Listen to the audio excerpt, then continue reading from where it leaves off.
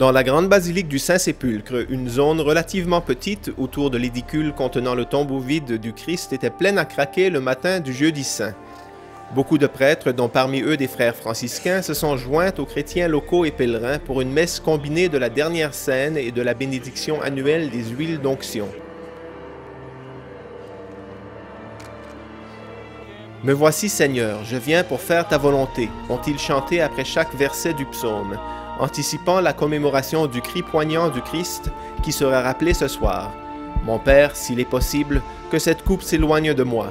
Toutefois, non pas ce que je veux, mais ce que tu veux. » Cette messe au début du Triduum de Pâques célèbre le don du Christ de l'Eucharistie et son institution du sacerdoce. Peut-être moins honoré au cours des siècles, est son souhait que ce nouveau sacerdoce serve humblement les fidèles, une priorité symbolisée par son lavement des pieds de ses disciples. Ce matin du jeudi saint, 6 frères franciscains et 6 prêtres séculiers eurent leurs pieds lavés par le patriarche latin de Jérusalem, Fouad Toile, qui était le célébrant principal à la messe.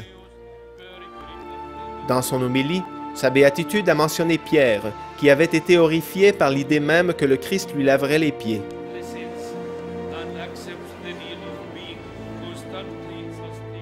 En chacun de nous, il y a un Pierre qui prétend se sauver et se sanctifier lui-même à travers ses propres mérites, a déclaré le patriarche.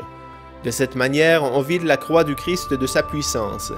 Si je ne te lave pas les pieds, Pierre, tu n'as aucune part avec moi. Accepter que le salut vient de Jésus sur la croix, c'est renoncer à notre autosuffisance par laquelle nous prétendons tout faire. C'est passer de la liberté qui nous permet de tout dire à l'humilité qui aime, qui écoute et accepte la nécessité d'être constamment soutenu et pardonné. Aujourd'hui, nous pensons peut-être surtout à l'Eucharistie, la caractéristique centrale de ce dernier repas de la Pâque que le Christ a célébré avec ses disciples, et donc un ciboire couvert contenant des hosties sacrées est porté autour de l'édicule 3 fois, accompagné par les nombreux prêtres présents, car c'est bien leur jour aussi, puisqu'un nouveau sacerdoce a été établi à la dernière scène.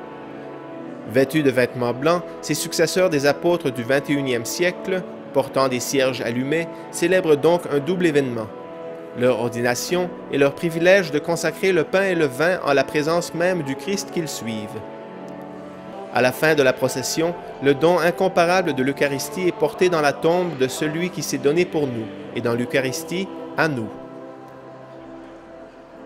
Étant donné la richesse des différentes expressions culturelles du christianisme dans la basilique du Saint-Sépulcre, il n'est pas surprenant de voir des prêtres orthodoxes grecs célébrant leur liturgie du jeudi saint dans la cour extérieure de la basilique, puisque cette année, les liturgies orthodoxes et catholiques de la Semaine sainte coïncident. Presque toute l'année, liturgiquement parlant, le tombeau est à nouveau vide. Où est-il?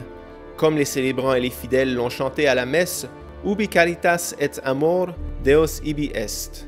Là où il y a la charité et l'amour, Dieu est présent.